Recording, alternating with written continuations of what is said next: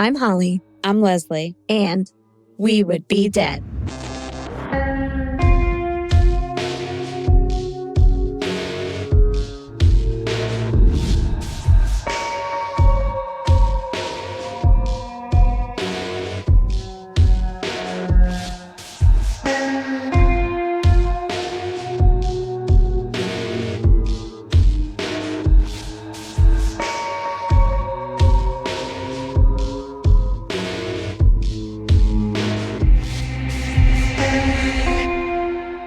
Leslie. Hey, Holly. Hey, Fiends. Happy belated Pride Month to all of our Fiends who celebrate. Yes, hi, hello. Yes, I hope you guys did something really special. I hope it was not stressful for you. We're not in the greatest of all places as a country right now. Oh, sure. What do you mean? I thought it was great. What? Yeah. Seems to be awesome. If you are a longtime listener of this podcast, you will know that we wholeheartedly and unconditionally support the LGBTQ plus community. And usually we cover an historical or landmark case that relates to them in an effort to amplify queer history in the true crime sphere. We've done that a bunch. We actually did repost our episode on Kitty Genovese this past week. So we did put that out there for us. If you guys want more queer history specifically from us for one reason or the next, we do have a Stonewall riots or uprising, a Stonewall uprising episode. We have a few others from past years too that you can find. But admittedly, those cases are all extremely heavy and can be upsetting and even traumatic to hear. We did a repost thinking a lot of you have seen this one before, so we'll just put it out there in case you were looking for something. But this year, while we are covering a case that involves a same-sex relationship, they are not the victims. Oh. Yeah. No LGBTQ plus people are victimized technically in this case. You can judge later. In regards to their crimes, they are not treated differently or unfairly whatsoever because of their sexual orientation. Okay. And that's refreshing, right? Yeah. Yeah. As a whole, the case is horrifying, but that little tiny bit of it is kind of refreshing. At least that's a win for us. It's one win for something weird. I don't know. The version of the homophobic stigma that ran rampant in America during these women's upbringing certainly does play its part, but it's not the reason for or the result of any of their crimes. Okay. So we figured we'd kind of take that heaviness off for the year because this year has been unbelievably heavy in general for our friends of the rainbow. And perhaps we could lay off giving them another reason to lose sleep while debating leaving the country. Okay. Right. We love you guys. We will fight for you, but we certainly don't want to traumatize you. Mm-mm. So this year, we are giving you a decidedly bizarre and universally unsettling case, but with lesbians. Nice. Right. That said, it has been a busy few weeks over here at We Would Be Dead quarters. Leslie's son graduated from high school. Yeah. Congratulations. Thank you. My daughter graduated from middle school. My goodness. I know. It's very hard to believe. Summer has begun, and I'm trying to make sure everyone wears sunscreen while simultaneously picking out Halloween costumes before everything gets crazy. Yes. Halloween is very important, so I know. We're already thinking about it. Ugh. Yeah, I'll be thinking about it this whole episode now. I know. They already started putting Halloween stuff out, little bits of it. And for me, after the 4th of July, I'm allowed to look at it. Right. In my little world, what makes my little brain a little bit of happy, no one else has to do it, but I'm allowed to. I know, but sometimes it's an easy outfit to put together. And sometimes it takes a while and you need to gather up the materials. Oh, my kids never want an easy costume. No. Ever. So, yeah, I have to think about it for a while, write down the materials that I need, and then the night before I'll get them and put it together. But I really thought I would, have the couple of months to get it done. For sure. And you know what? All that worrying leaves me with little time to sleep. So we're already both on the same page. Yes. Very worried about Halloween. God, yeah. And I never drink water. I'm a dehydrated corn husk in all seasons. So needless to say, my skin has paid the price. How about yours, Leslie? How's it looking? It sure has.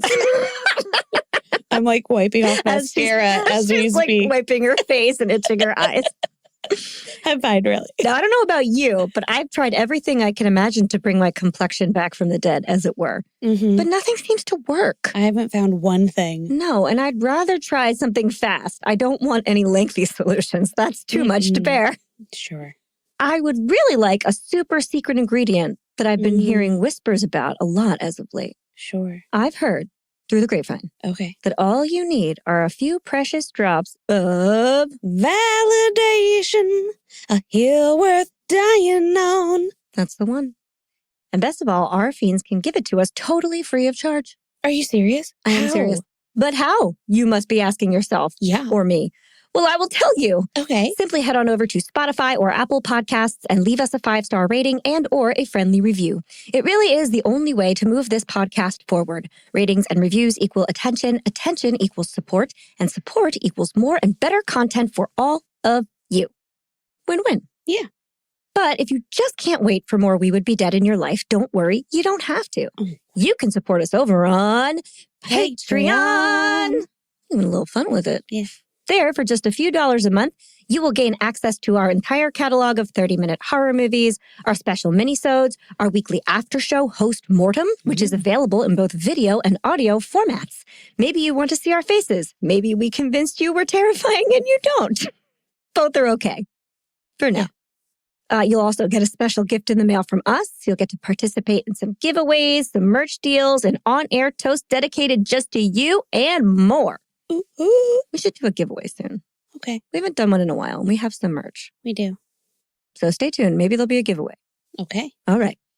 We also have more exclusive content in the works for you, our beloved patrons. But if you have anything you'd like to see or hear, or taste or smell, I guess, whatever, never hesitate to let us know. In all honesty, we are here thanks to our patrons, so come on over and be part of the We Would Be Dead family. I don't think I need to know what they'd like to taste. Well, what if we do something where we have snacks? What if we did a crime and crumpets pairing or something? Okay. I mean, I guess if it's in a controlled setting.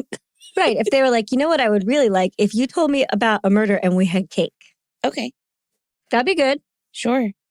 And I mean, I'd do it right now. Me too. Okay. If there was a cake, we'd be eating it. Sure. And I like perfume. So fragrance and that smell and crime. Okay. That's fun. Yeah. John and I always talk about how much we want poison fragrances to smell right. So yeah, we can talk about that if you want.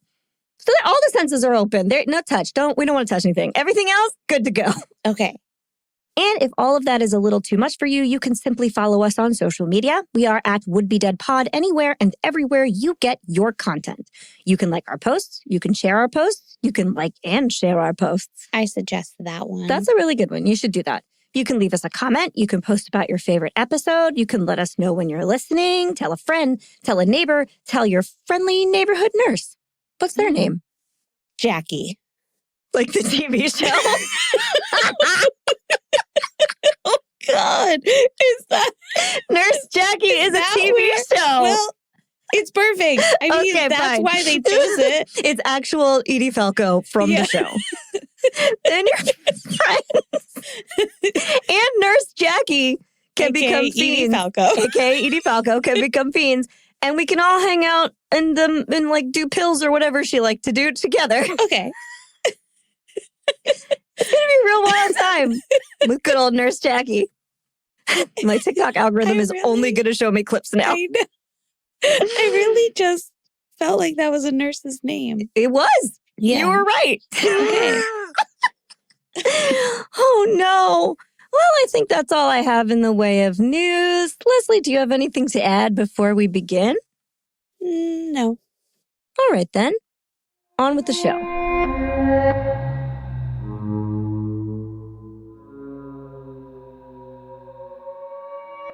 They called them the Lethal Lovers. I know. Ooh. A name befitting a story far more glamorous than the one I'm about to tell you. Leslie, you know next to nothing about this case. I just told you a few things. Tell me what you think a case called the Lethal Lovers would be about, just based on that name. What comes to mind when you hear that phrase? Okay. The Lethal Lovers. Yes. Oh, gosh. I'm on the spot. What would you think you were in for? Okay. I don't know. A lot of weapons being used. Same. And I don't know, people in white tanks running around. Gangstery type things Yeah. then. Yeah, okay. A Absolutely. lot of sweat. A lot of love. Yeah. I'm on board. A lot of passion. In the desert with guns. Yeah, I got it. Okay. So, okay. Motorcycles, maybe. Yes. Okay, I'm on board for that. Now, I'm writing this answer right now before I heard what you had to say, but I'm going to guess that you did not say, I think it's going to be about two 20-something nurses' assistants with bleach blonde mullets and poor spelling skills that killed at least 5 elderly women with dementia very quietly in a nursing home in the 80s because of a weird sex pact. I mean, I think I could have gotten on board until what they were killing, like how they were doing it. Sure. But the first part, I think still could apply to lethal. There could be tank tops there. I got it. But that's exactly what this one is about. It's a quiet horror exacted by loud women. Oy.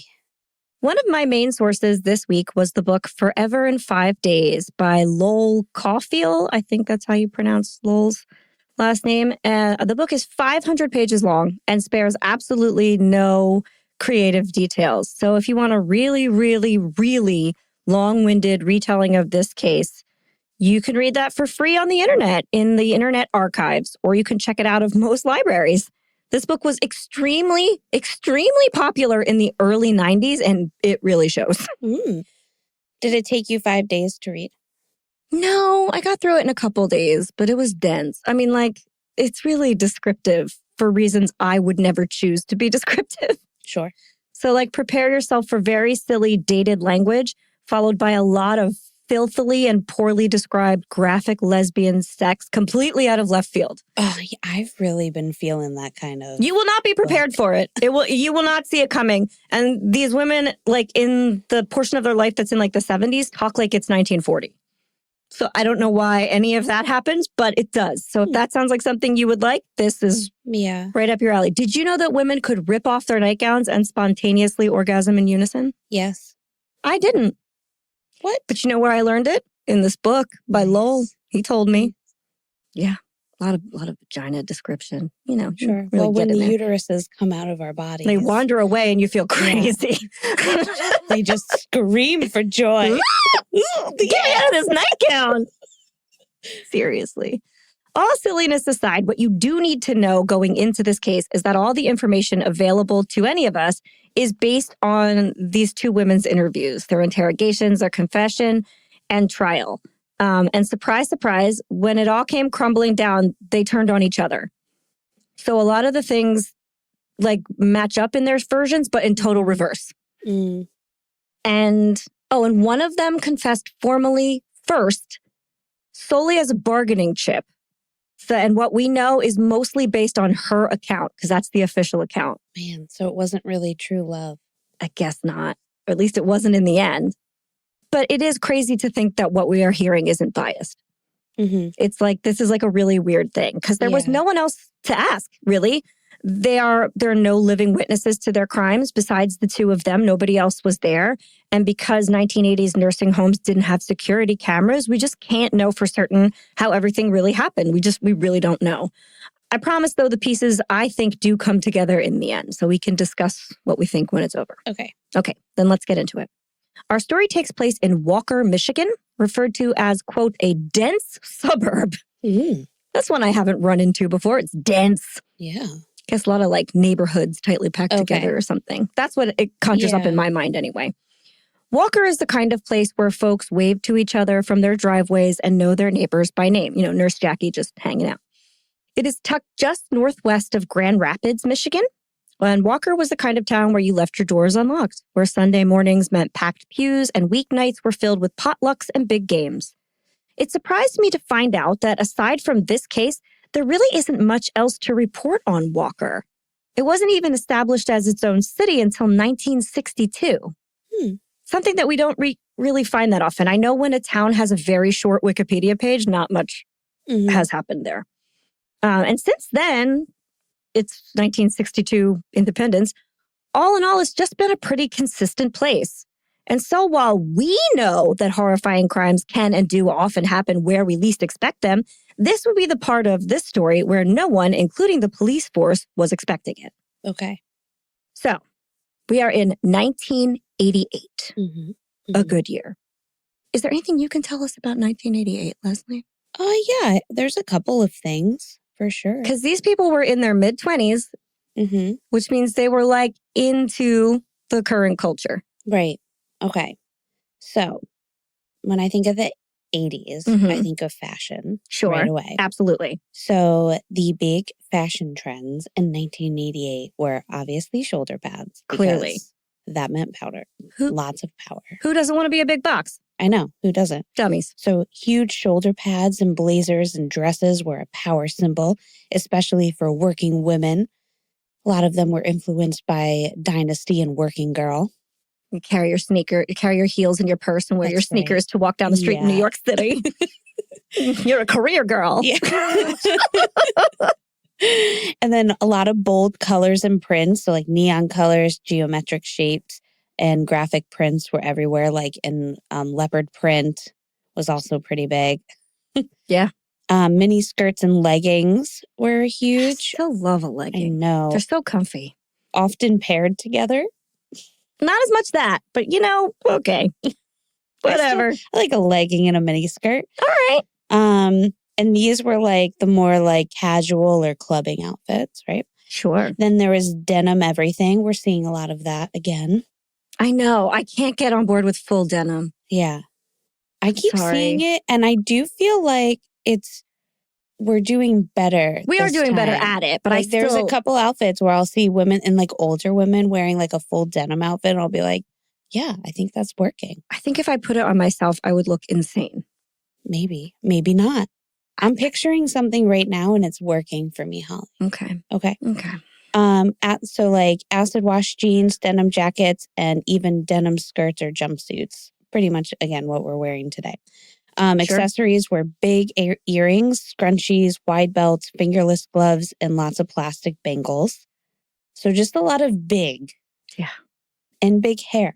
Lots of big hair. That's right. Women were like teasing their hair as much as possible, and men were like mulleting it. Achy breaky mullets. Yeah. And so for men, we had like the pop collars were coming in. They had high top sneakers, stonewatch jeans, t-shirts with logos and slogans on them, like Coca-Cola, MTV, and sports teams were big ones. They were also wearing the bomber and members only jackets. And then, as I said, for hair, we had big hair, lots of teas, lots of mullets, lots of perms, lots of rat tails. The bigger the better. Oh, Lord. Big music era as well. I love the 80s. So MTV was huge at this point, and hip hop was on the rise. So we have like Run DMC, Public Enemy, and then we have hair metal bands because it's all about the hair and metal. Yep. So we have Bon Jovi, Poison, Def Leppard, everybody else.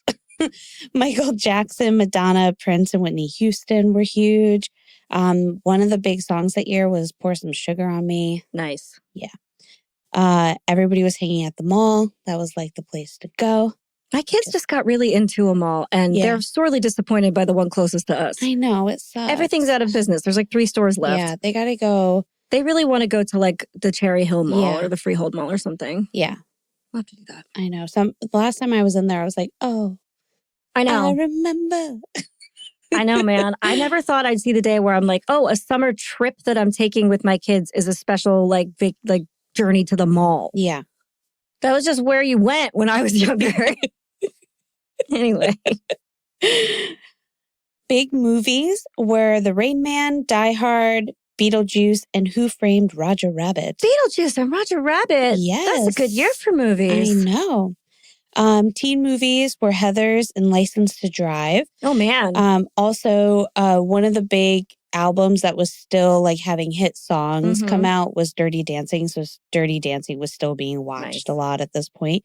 And then the big TV shows were The Cosby Show, Roseanne, and Full House. So everybody was talking about those all the time.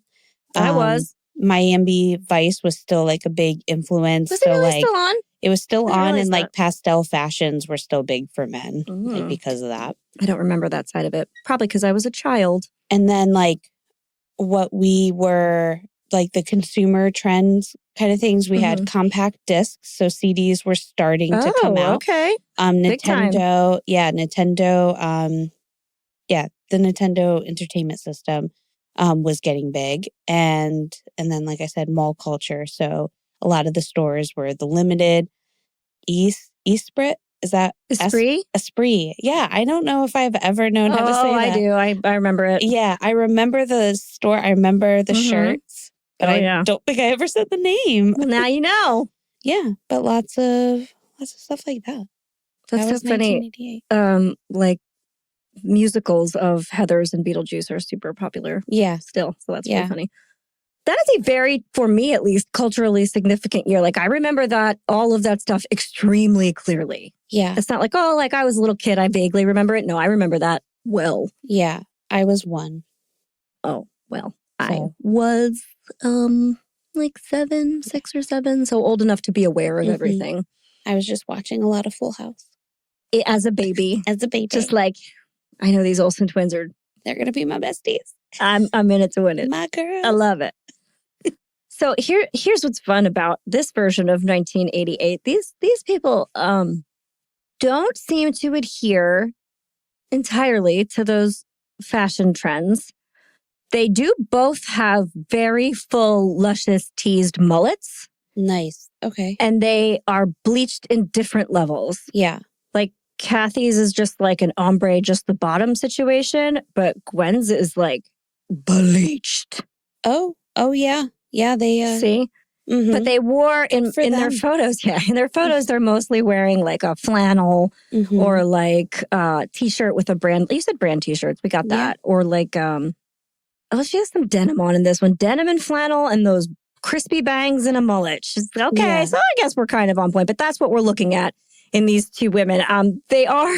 This is it's like perfectly because where is it? Michigan? Michigan, yeah. Is that like Midwest? Is that what that is? I don't know. I guess it could be considered the Midwest. But it is perfectly like that version. I know what you're talking about. Yeah. It's not super urban, I will say. Let's just say that. But if you guys have a device in your hand at this moment and you want to Google Gwendolyn Graham and Cathy Wood, just to look at them, I highly recommend. They provide like vivid looking characters. Okay, so now we find ourselves on October 7th of 1988. Wait, this should be our Halloween costume this year. Nobody would get it. The most niche costume the world has ever known. And we're like, duh. This is actually they were depicted on American Horror Story Roanoke. Okay. So the two nurses that kill people are supposed to be Gwen and Cathy. However, that's so funny. These women are not actual nurses. They never wore nurses' uniforms. It wasn't the same thing, but that is where those two characters came from. Okay. So it does exist in media in some places, but not as much in others. All right. So anyway, go on. Now, we find ourselves on October 7th, 1988 in Walker, Michigan. It was one of the first truly cool days of autumn. The breeze was crisp and the morning air had flirted with frost. The leaves had just begun to change. Remember when the beginning of October was cold sometimes? Yeah. What was that like? Oh, well, chilly. This day was like a high of 50 and a low of 34. So it was a Friday too. A day in a working class town like Walker where everyone has begun to switch from work mode to weekend mode. Kids are anxious for the school day to end, and grown-ups can feel the seconds tick by until they can punch the clock at 5 o'clock and go home. There were Halloween decorations to be put up and corn mazes to stumble through. And in my opinion, this is the best time of the year.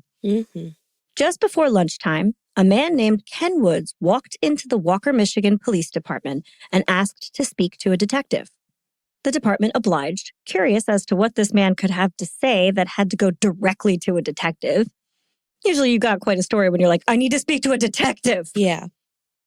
Once he was in the detective's office behind a closed door, Ken made a shocking claim. He said that his ex-wife had confessed to helping murder at least 5 patients at Alpine Manor. His ex's name was Cathy Wood, and the woman she accused of doing the actual physical killing was her former lover and co-worker, a woman named Gwendolyn Graham. Oh, Gwen. Yeah. Lunchtime on a Friday, you're just going to unload this? Wow. Rude. And that's not something you hear every day, is it? At least it wasn't there. The detectives sat scratching their head, I imagine. To begin with, Alpine Manor was a nursing home. Oh, no. It had opened in just the past 10 years. So Alpine Manor is an establishment that does not have a ton of documented history. It was not open for a super long time as Alpine Manor. As far as I know, it opened as a nursing home in like the early 1980s. And then after this case ends in 1988, like it trickles around for probably 5 or 6 months and then it closes. Now it's like condos and other stuff. The building, I think, is there, but this institution did not exist for long. So there's not much that people know about it. Okay. It was also designed to look less like a hospital and more like a series of little one-bedroom efficiencies with community living spaces, which is how most of us would think of a nursing home or retirement style community today. But it was new in the early 80s. Prior, nursing homes were more like hospitals. They were very sterile and they had a hospital bed and none of your homey stuff was there. This was like a newfangled one. It housed predominantly elderly women with some form or another of advanced dementia. Most of them had Alzheimer's, but some of them, different dementia. Many of the patients were nonverbal. A lot of them no longer recognized their loved ones or knew where they were.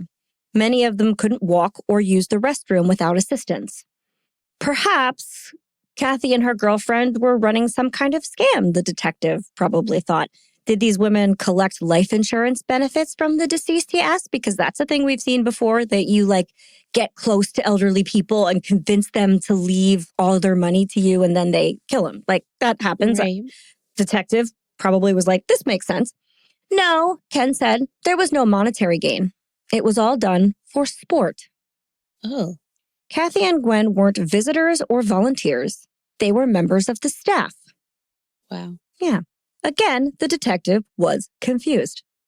Alpine Manor was predominantly staffed with certified nurses' assistants, people who were trained to compassionately help patients with their daily needs, mobility, hygiene, and care.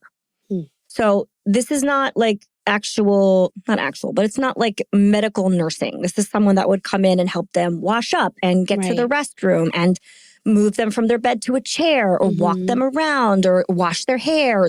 Any daily need that someone with disabilities has, a certified nurse's assistant can help them take care of it. And they're called a CNA and everywhere, but I think New Hampshire, which is where they are a licensed nurse's assistant.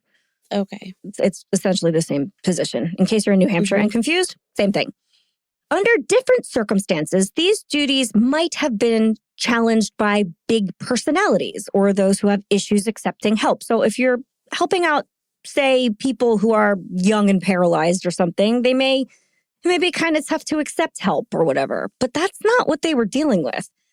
The detective just couldn't picture a situation that would facilitate a series of murders because, pardon the bluntness, but the victims in this question already had one foot in the grave. Right. So he's like, why? Ken couldn't quite explain it, but he knew there was truth in his statement. He knew this stuff happened. He wasn't sure specifically what to believe, and neither was the detective. Ken said that Cathy was a deeply unstable woman, but he did have some written proof in the form of journals and letters. Okay. So it's there. He just knew that the police needed to get involved. And with that, what began as a disturbing confession in the middle of an otherwise peaceful afternoon would soon unravel into one of the most chilling serial murder cases in American history. So, yeah, these ladies are serial killers. They're not in any of the lists you're going to read, which is so strange because they have 5 documented victims, but there are a lot of people who speculate there were upwards of 10. Wow. It's hard to tell in a place where people die on the regular. So it was clear to the detective that they'd need to bring Cathy in for questioning as soon as possible. Yeah. But that could take time, perhaps, because if she wanted to turn herself in, she really could have just come there herself, but she didn't. So first things first, for our listening audience, who the hell were these women? Yeah.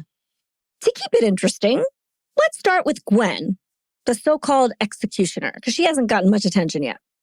Gwendolyn Graham was born on August 6, 1963 in San Bernardino, California, to a pair of cold and religious parents, which always creates a child with no problems at all, right? Sure. Always. Her parents fought often and didn't agree on much. But one thing they did agree on was that they didn't want to raise a wimpy kid. Mm-hmm. No wimps. And the best way to prevent wimpiness was to give their baby girl absolutely no affection, be it physical or otherwise, and to neglect most of her developmental and medical needs. Oh, good plan, right?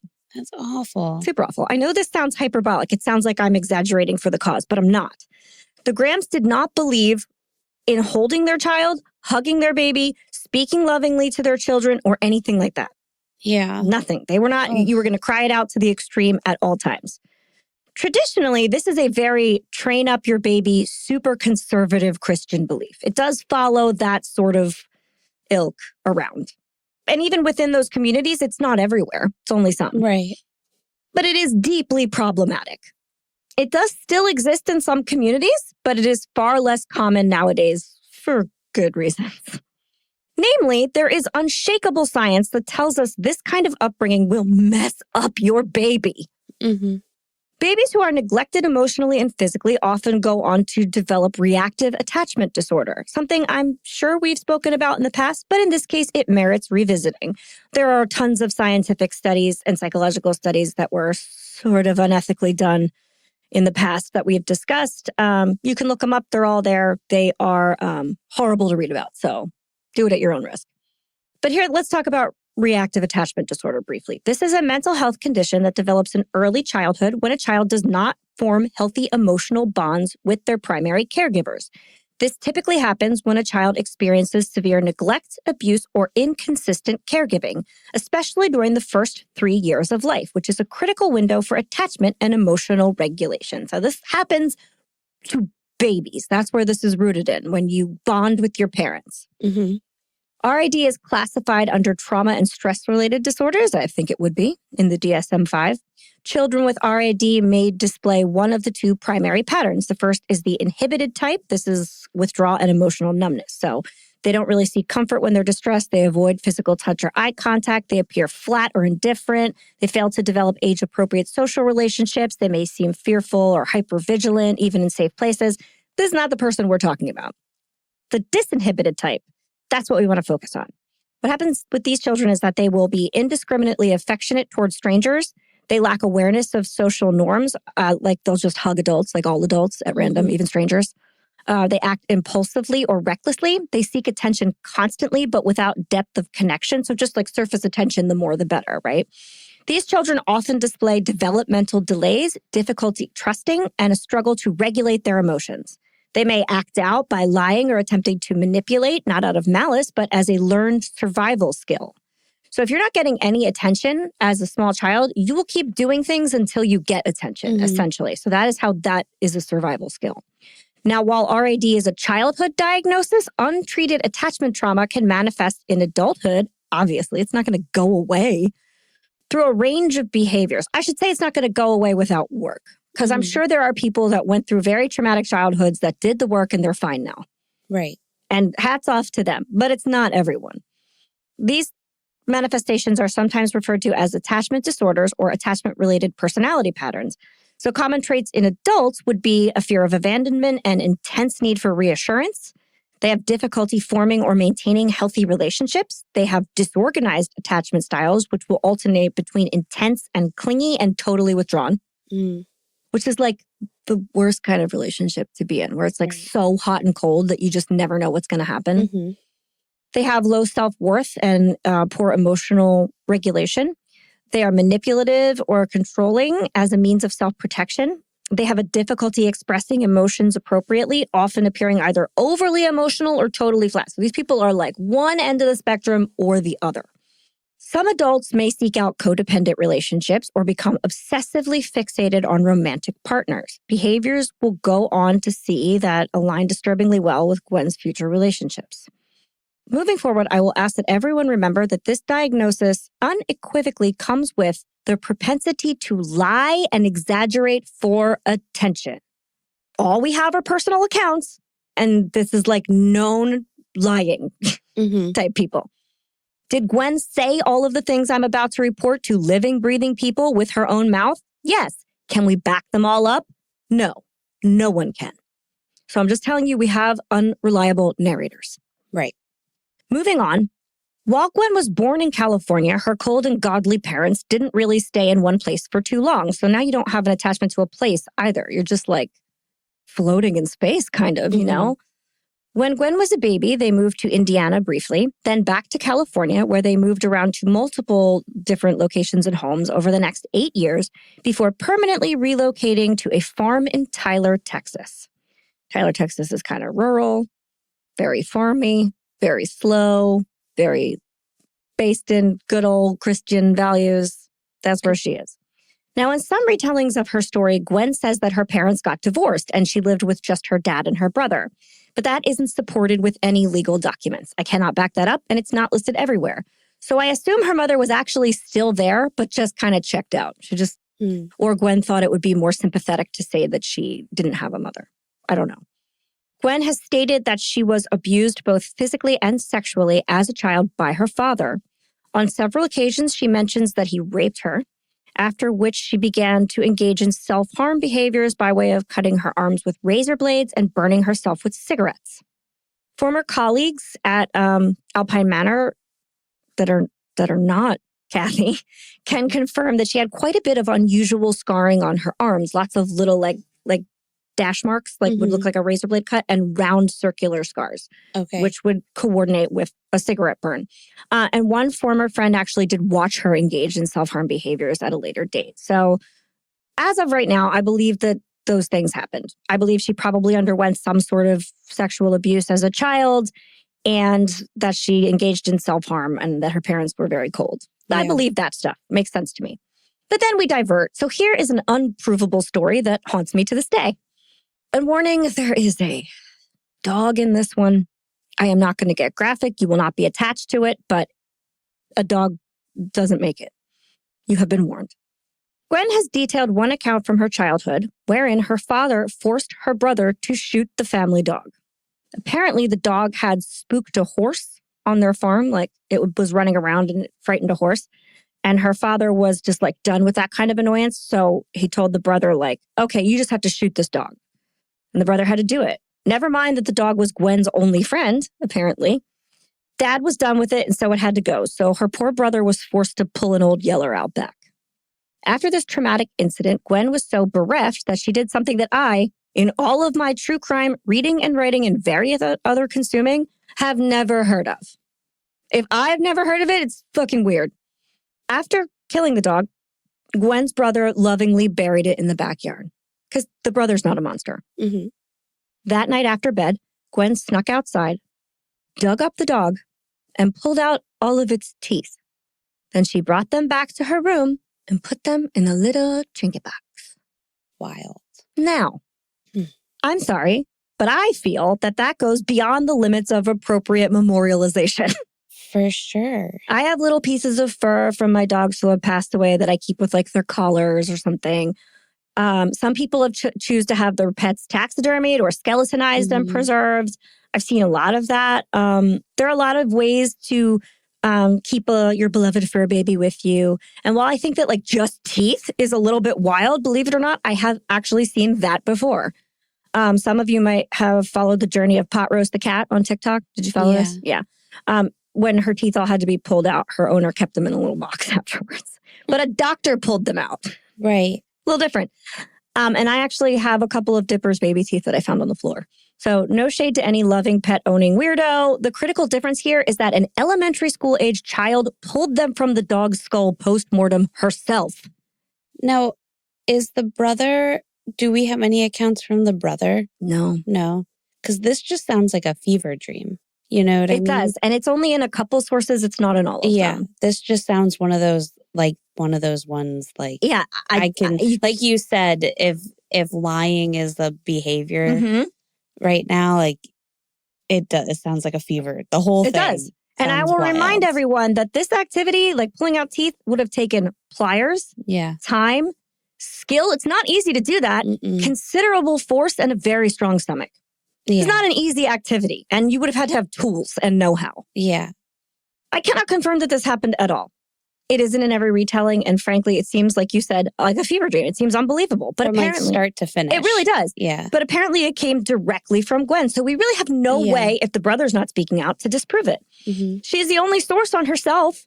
If it isn't true, though, that is a very involved, disturbing lie for no reason. Right. There is no payoff in that story. It does not relate to the rest of her time anywhere. Well, it just adds to, like, the chaos she was growing up in. Right, but her act is the most chaotic. Right. It is the most chaotic. There was already something wrong, Right. but if she was, it would add I to agree. like an abusive home. It would. I'm just saying that, like, even if it's not true, it's just as scary that she made that up. Yes. That is a nuts story to just make up from the ground up about your childhood. Yeah, but it makes more sense to me that she made it up. I think so too. I agree with you. I've I think heard so wild stories come out of people's mouths Yeah, before for no reason. That's bad You're shit, like, though. what? Why would you ever? Here's another unverifiable story. And then this one I'm going to tie into what I think actually happened, and then you can tell me what your verdict is on it. Okay. At school, Gwen was the kind of child, apparently, who sat back, head down, trying not to be noticed. She was shy, which would have worked for her for a little while, but apparently when she entered middle school, she was diagnosed with scoliosis, which is a curvature of the spine. Now, modern science does not favor extended, aggressive, inflexible bracing for curvy back kids anymore. It just doesn't have a very high success rate, and it's pretty hellacious to endure. But in the 70s, they loved that shit. Mm-hmm.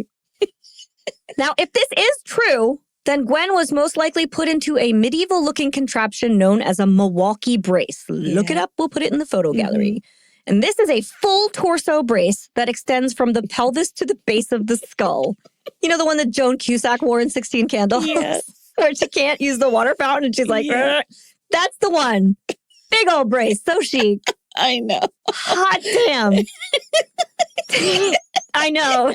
It's a nuts image. I used to be so scared. I remember the first time I got tested, like at school for scoliosis. Yep. And I was like terrified that I was going to be put into one of those. The worst part of it is that they absolutely don't work. Yeah, I know. Because Violet has pretty severe scoliosis. My daughter's going to have it surgically corrected. That's another story for another day.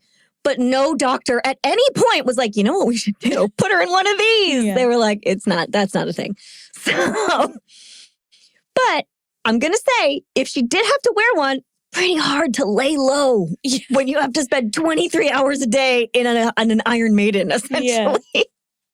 And I don't know if you guys are aware of this or not, but kids are mean, and that is very weird looking. Oh, yeah. She would have been, I know. I just feel so bad for the kids that were put through that. Oh, me too. Absolutely. And most of them went on to get surgery later in life. Yeah, for sure. They would spend so long in them. I know. It's just crazy. Some of them I think it did work for if they were really little, but that's even worse. You're like a very restricted, like 5-year-old. Yeah. That shit crazy. So anyway, that's in 2 sources. Okay? There are no photos of this. Which I question and don't, because if I were her, I'd be like, no. How old would she have been? It says like middle school-ish age, which is also uncommon because in that time, you would probably have been braced like that younger, something that restrictive. But they also didn't really have anything else, so they would have put you in one possibly. Another version, though, of Gwen's story features different physical issues. In this version, there was no scoliosis, but she did need glasses and she hated how they looked, so she just never wore them. Right. She just couldn't see shit. Once she got her driver's license, her refusal to wear corrective lenses, even while behind the wheel of a car or motorcycle, resulted in 3 car accidents and 2 motorcycle crashes. Yeah. All things told, she sustained a significant head and neck injury, which could align with the back brace. That could put you in a big old brace if you hurt your back and neck and you're in like traction bracing or something. Okay. And she had to have her arm put back together with plates and screws. Some people think that maybe that's some of the scarring on her arm too. If you had to have like a pretty serious arm surgery back then, you could have. I believe the self-harm happened, but maybe some of it was that too. She had also sustained damage to, this is medically documented, this one. She did get in an accident at one point in time because of her bad vision. That definitely happened. But she also sustained damage to her thyroid gland, definitely did this, which caused her to gain weight. Her doctor then prescribed her thyroid medication that would help her control the weight gain, but she claimed she didn't like the meds, so she quite literally walked it off instead. That's not how thyroid glands work, but she just hiked and hiked and hiked until she lost all the weight. Okay. And then still had thyroid problems. Yeah, and still had thyroid problems, which will make you emotionally different. Mm-hmm. They can make you moody and tired and cold. And just thyroid gland causes a lot of weird stuff. Right. So too does a head injury, a very serious head injury, which if she had that, it also explains some things. Sure. Again, it's disturbing if it's true, but it's just as disturbing if she made it up. Yeah. For what it's worth, I think that second version is true. Okay. There are medical proof of her having a couple accidents. Mm-hmm. There is, record of her doing the thyroid thing and her, motorcycle accident causing like a significant head injury and injury to her arm. So those things, scoliosis or not, that's something that did happen. So I'm thinking she might have had the bracing and been like, I have scoliosis. You don't have scoliosis. You crashed your car. Yeah. But anyway, you guys can choose your own adventure in your head. Whatever part of that you want to believe you can, it is all out there. I have conveyed it all. The reason I go into such detail on her story is because, like, how crazy were those things? Sure. Right? Yeah. Okay. By her early teen years, though, Gwen was also discovering that she was a lesbian in the 70s in Texas. And there is no arguing that that is not an easy thing. Mm-hmm. So while Dallas did have their first Pride Parade in 1973, that was also the year that the state declared that marriage was a legal institution that would only be recognized when it was between a man and a woman. Historically, Texas is a really hard place to be gay. As far as I know, it's still a pretty hard place to be gay. You may recall that sodomy or sex acts with a same-sex partner was illegal in the state of Texas until 2003. I believe that. I know, that's pretty extreme. There were like 3 states that kept it up until 2003, and Texas was one of them. Mm-hmm.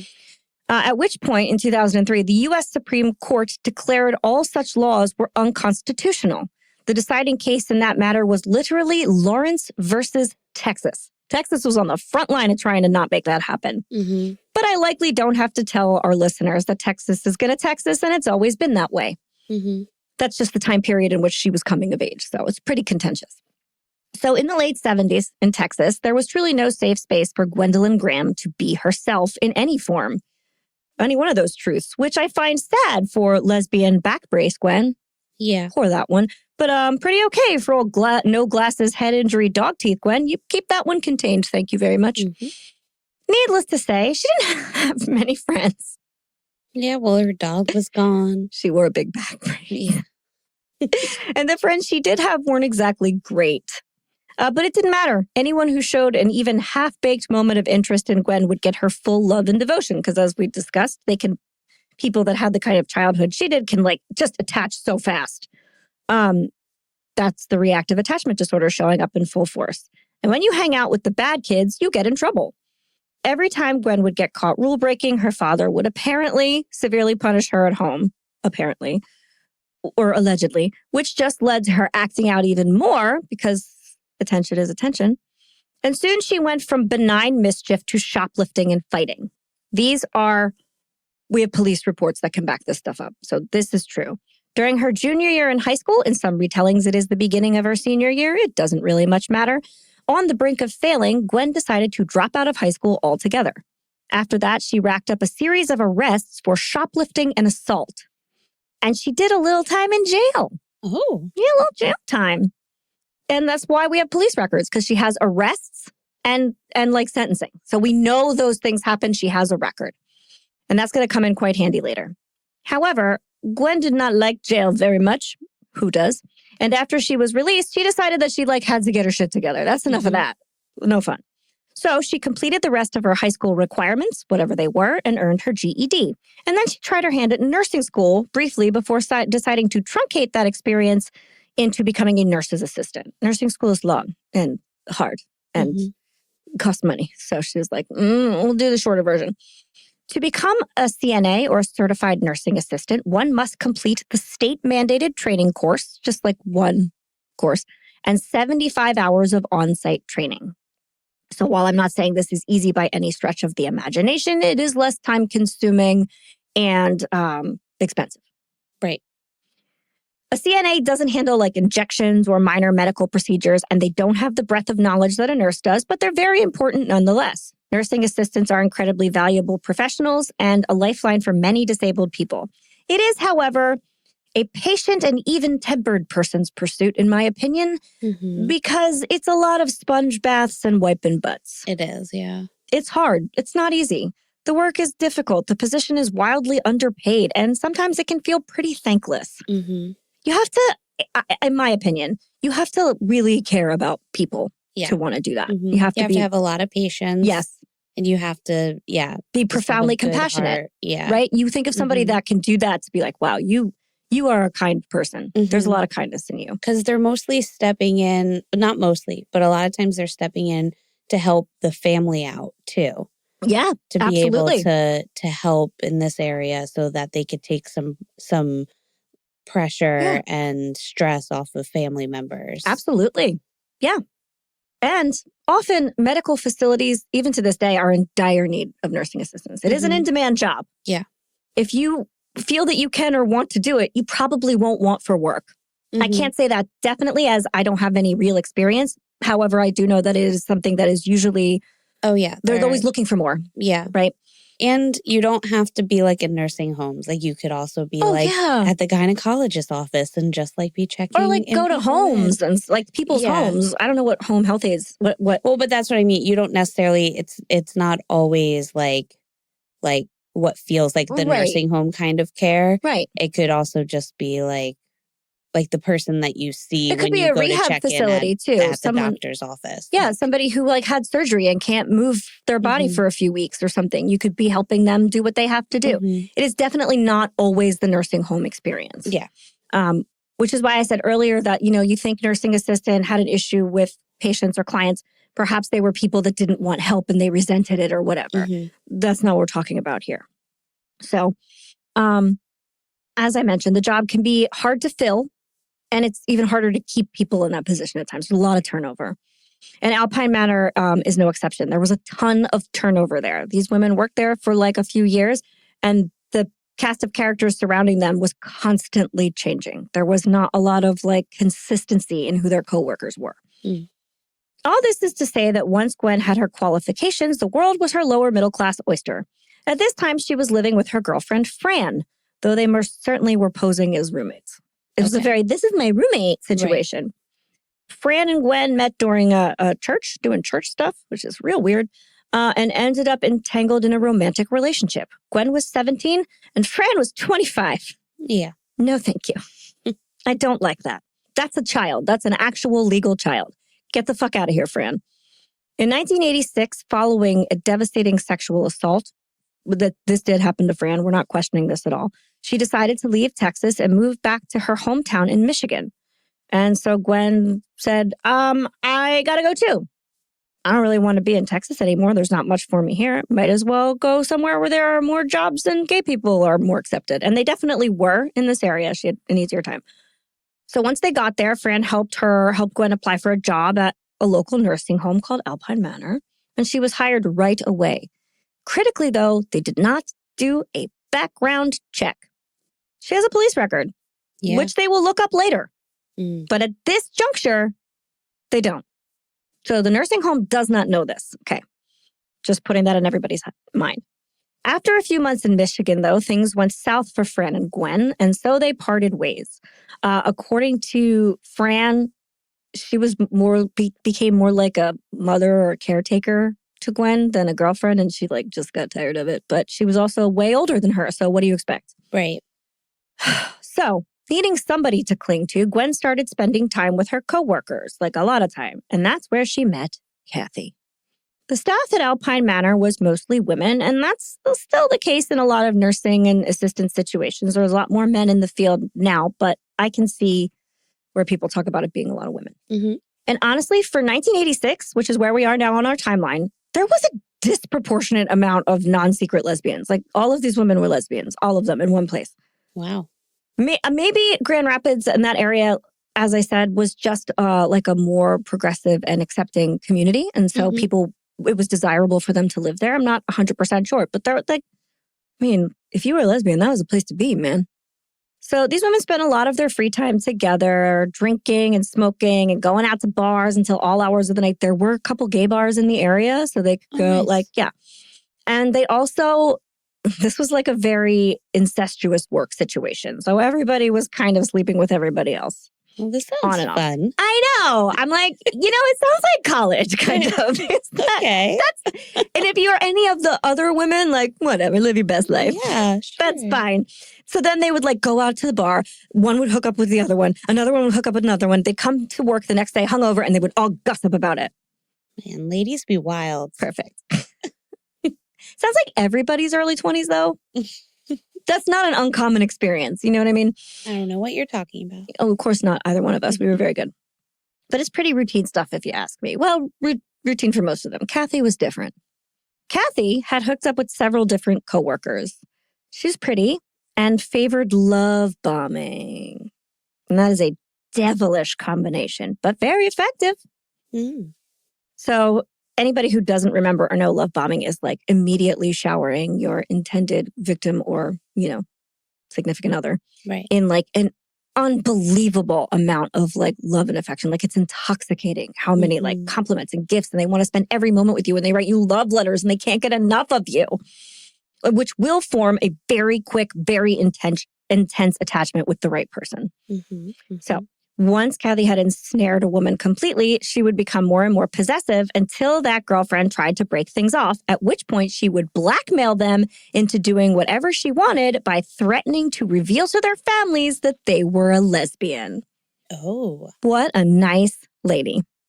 Well, she's got it figured out. Yeah.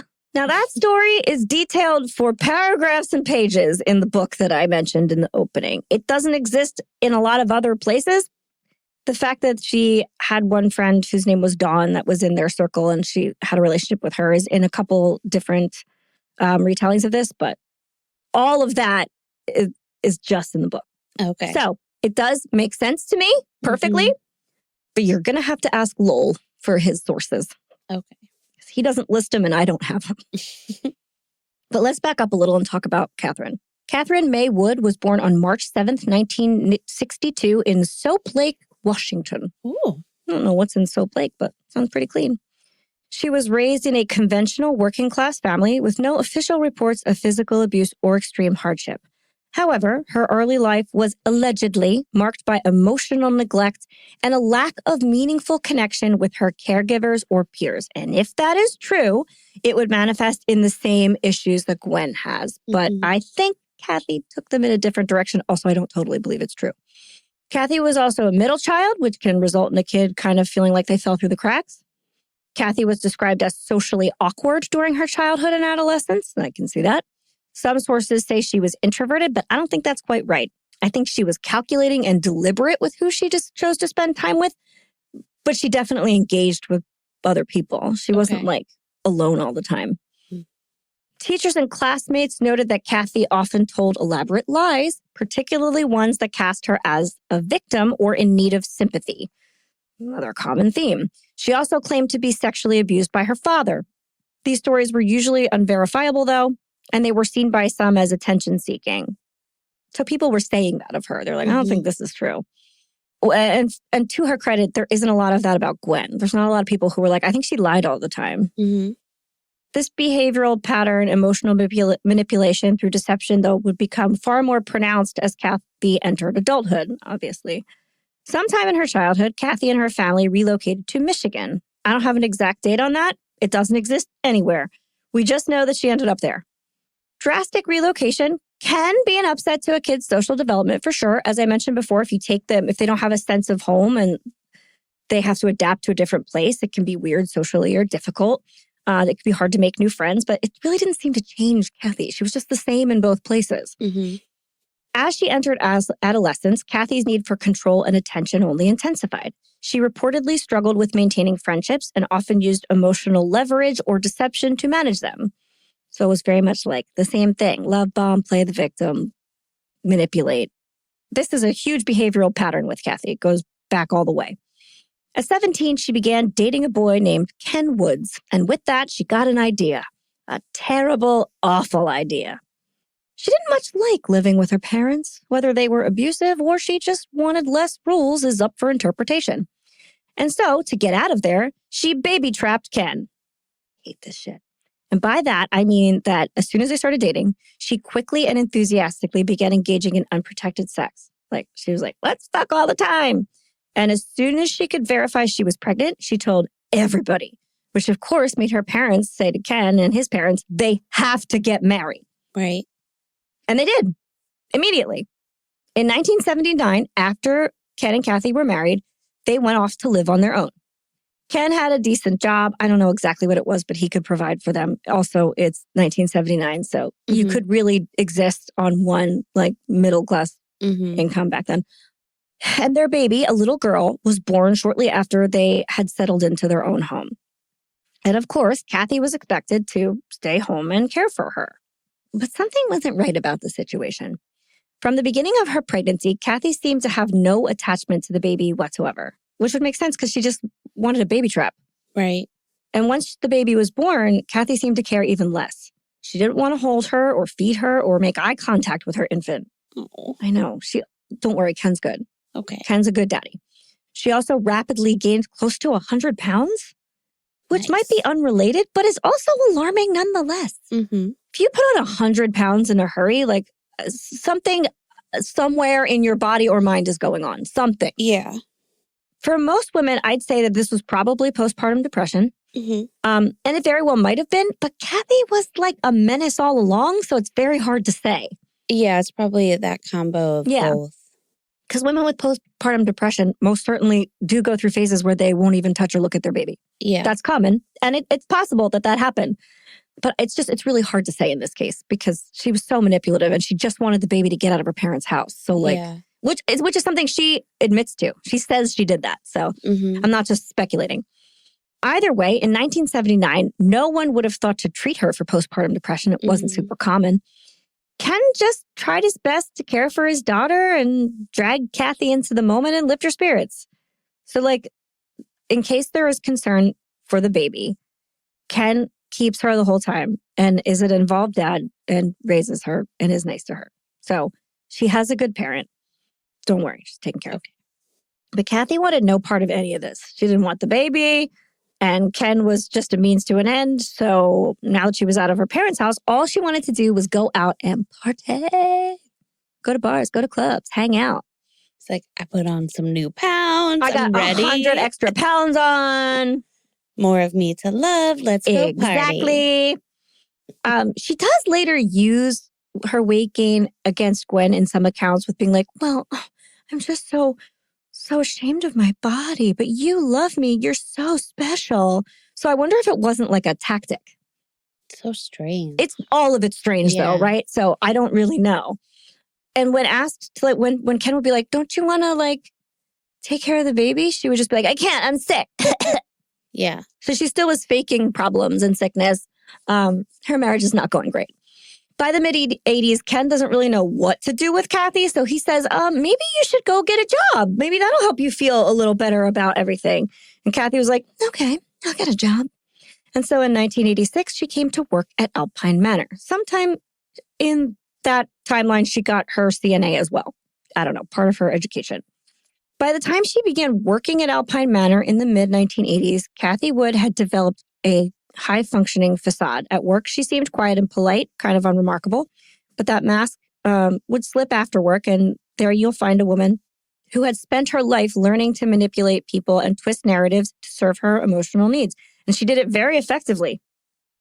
Her early emotional experiences with, allegedly, neglect and emotional invisibility had shaped her into someone who derived satisfaction from control, secrecy, and emotional power over others. This is like a narcissist. This is like a classic narcissist. Later, that's what people will say she was. But, you know, they don't use that word in a lot of this. They just use a lot of the side effects. Now, I told you guys that at the old manor, things were like pretty wild for the staff. Cathy was having the time of her life, bouncing from woman to woman. How fun. It was going so well, in her opinion, that she decided she didn't like Ken or any men for that matter at all anymore. Bye-bye, men. I don't need them. I can have all of these women. She did, however, try to get Ken to watch her be a lesbian at a local gay bar once or twice. And he didn't understand how that would be fun for him. Mm-hmm. He was like, what? And this wasn't like a threesome thing. It was a terrible trick where she'd be like, hey, Ken, take me out for the night. Let's go out. Let's go have a really fun night. We're going to go to the bar. We're going to have some drinks. We'll have somebody watch the fucking baby or leave it in the bush. I don't care. So she'd take him to the bar. He wouldn't know it was a gay bar. And then she'd walk away from him and just fool around with women in front of his face.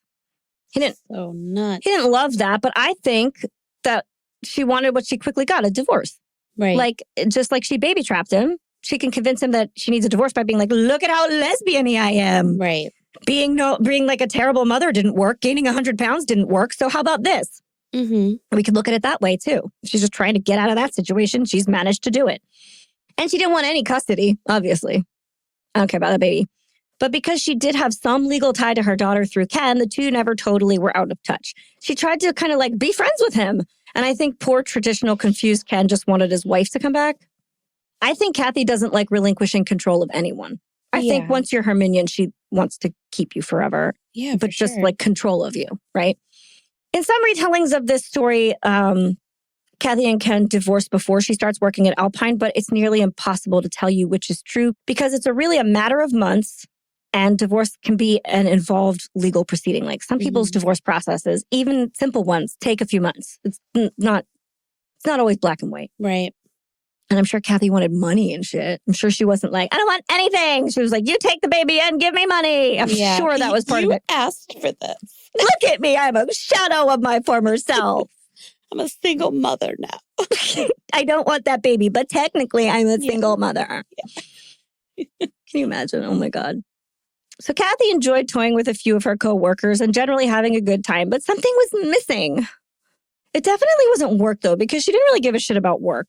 But dementia... And it wasn't her baby. It definitely wasn't her baby. She didn't give a shit about that. Or Ken. He could go pound sand. Dementia patients, though, didn't really demand much socially. And so Cathy could kind of half-ass things and show up hungover whenever she wanted. This is the 80s. So as I mentioned, there are absolutely no security cameras. I don't believe there were any guards either. Alpine Manor was also wildly understaffed. So people were often just like one or two people to a ward. There was no accountability whatsoever. If you didn't take care of someone or you gave them the wrong medication, no one could prove it. They just had what you wrote down manually on the daily records and charts. Yeah. There was no computer systems, nothing. So scary. It's super scary because you're really just thinking these people have to be honest, and that's all. Yeah. So the only people there were harried nurses and nurses' assistants. So, you could get away with just about anything. Not that there was anything to do. But then along came Gwen. I know. The pair met while all the gals from work were out for drinks or at a party. It doesn't really matter. They were out getting drunk. There were like darts involved and everybody was hanging out. Gwen had on a short sleeve shirt that night, and Cathy immediately sat down to her and looked at her and were like, hey, what's all over your arms? What are those scars? How did you get them? Now, I know what you're thinking. This is so rude. Like, it's so blunt and rude. And if I were on the receiving end of that, I'd be like, what the fuck, man? Like, I don't know you. They didn't even meet. But was Gwen like, oh my God, thank you so much for asking. I would love to tell you. 100%. I have been waiting all night. Boy, did you find the right audience. It's why I wore short sleeves. I was hoping you would notice these. You got it. You hit the nail on the head because people aren't usually this blunt about something so sensitive. So definitely, I'm sure it caught Gwen off guard. But for Cathy, I'm sure this was also part of the game. Like, you don't expect that. All of a sudden, it's like when someone is like, quick, what's the most embarrassing thing you've ever done? Yeah. You're immediately like disarmed. Whoa. I know. It's like those meet cutes. Which is why I was mad at that Kristen Bell show with the rabbi because that's the first thing she did. And I was like, fuck you. I would have hated that. Yeah. Oh, we just met? Tell me the most embarrassing thing in your life. Fuck you. Go away. Absolutely not. I don't know you. But I'm not Cathy or the hot Kristen rabbi. Bell. So, yeah. Anyway, she was blazing right past the small talk to get into serious matters to see how a person ticks. And really, this will sink your claws into someone so fast. Gwen was so eager. She opened up immediately and was taken in by Cathy's tribe. She was like, my father beat me. My life was so hard. And Cathy was like, me too, girl. Exactly. But also, like, I fucking hit the jackpot with this one. Yeah. She's so eager. To Gwen, it just seemed like for the first time, maybe ever, someone was really and truly interested in her. She's like, I got a dog story for you. Do you like dog teeth? Cathy was like, I love them. I imagine that story came out first night. Didn't wait at all. For sure. Yep. Cathy was everything Gwen wasn't. Confident, composed, in control. At least it looked that like was it. like their anniversary gift. It was like that dog was teeth. The necklace. She made a necklace. The necklace that she gave her. These are my dog's teeth. Yeah. I love them. Oh, God. And Gwen was starved for affection and terrified of abandonment, so she latched on and became completely obsessed right away. She was willing to do literally anything to keep Cathy's love and interest. Yeah. This all checks out. Sure. Almost immediately, the friendship becomes romantic, and they're not quiet about it either. Coworkers begin noticing their closeness as the pair are spending all of their time together, both at and outside of work. Gwen becomes deeply attached to Cathy, who assumed a more dominant emotional role in the relationship. Now, everyone who worked with them says that. They're like, Cathy controlled that woman like a puppet. Gwen would do whatever Cathy said. Cathy was holding the reins. Gwen was a participant in their life, but she was just like following along. Mm-hmm. And it was so obvious to them. And these are people that spend time with them. Right. And then there was the sex. Now, the way you said that. Because the book is just can't get enough of it. They can't get over it. There were ways to say they had a lot of sex without chronicling like dozens of their exploits. I was like, this has nothing to do with the story. Like, why are we still talking about it? It was wild. And if you're expecting to pick up like a spicy book, you might be like, yeah, all the sex scenes. But if you're trying to read a factual true crime account and it's just spicy, you're going to be like, come on, man, I need more facts. Yeah. Apparently they had it everywhere. Bedrooms, bathrooms, in cars, at home, at parties, at work. Mm-hmm. Gross. They couldn't get enough of it. I mean, they do it all the time on Grey's Anatomy at work. So I guess hospital people be fucking. They're there all day and all night. And with each other? With each other. What else are you going to do on a break? I don't know. Lay down somewhere. With somebody else.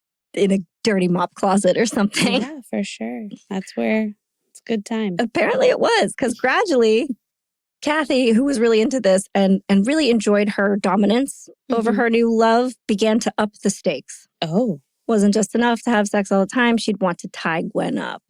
She wanted to give her lots of super dark hickeys. She liked to dig her nails into Gwen's back, and eventually causing long, bloody scratch marks and scabs. For the most part, Gwen was kind of into it. She was like, all right, I could do a little kinky. Mm-hmm. And if this is two consenting adults doing that, I don't give a shit. Live your best life. Sure. But Cathy always had to like skate right on the edge of terrifying and unacceptable. And one time she's like, I want to choke you.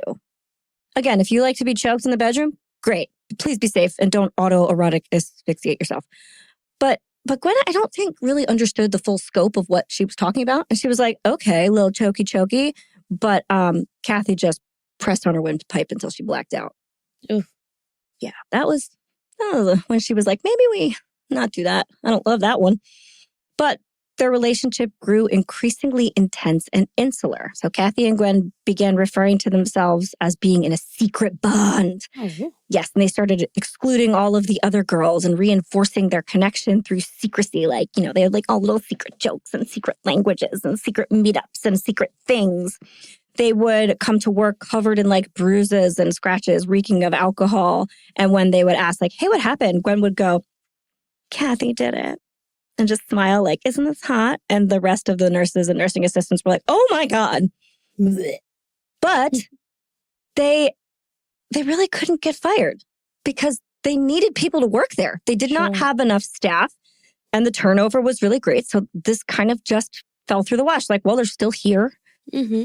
They started to call out on all the same days and arrange their schedules so they were never apart for a single moment. But like the call outs they were strategic. So like if one was scheduled and the other wasn't, the other one had to call off so that they were always off at the same time. And in most places, this would probably be grounds for dismissal. You're like ditching work all the time. Yeah. And at one point it was all the time. But that is just reflective of how much this place felt they needed to keep their employees. And they didn't really care what they were doing when they weren't working, I guess. Sure. They really turned a blind eye to it. And then there were the pranks. They like to play pranks all the time to their patients. Like they would turn them upside down in their bed, like head at the footboard, feet at the headboard, and or move their clothes around and do weird things. Awful. It's awful. I mean, like they would call the other nurses and they'd be like, or like they would discover them and they would laugh. That's not funny. No. Those are like people who are defenseless. Yeah. I have a hard time with this kind of treatment. I do too. I don't like it at all because these are people that didn't know what was going on. No. And it was. I don't like elderly abuse. I don't either. And I'm not going to go on to really detail a lot of. This is not going to be excessively detailed for the same reason I find it to be like fucking reprehensible. Right. It's all awful, but there's something about when people are in a state of defenselessness that it's just so hard to wrap your brain around it. So they're doing pranks. They're getting the shit beat out of each other and stuff. They also like prank called families too, which is terrible. They'd be like, your grandmother's dead. And they did stuff that was like very socially unacceptable. And their coworkers were kind of like, I don't know what you're doing. But they just thought, well, I guess these people are kind of weird and bad at being people. I don't know. But they were certified. So according to Cathy, sometime after that, like this wasn't enough. They needed something that would bond them together forever. They needed to kill people.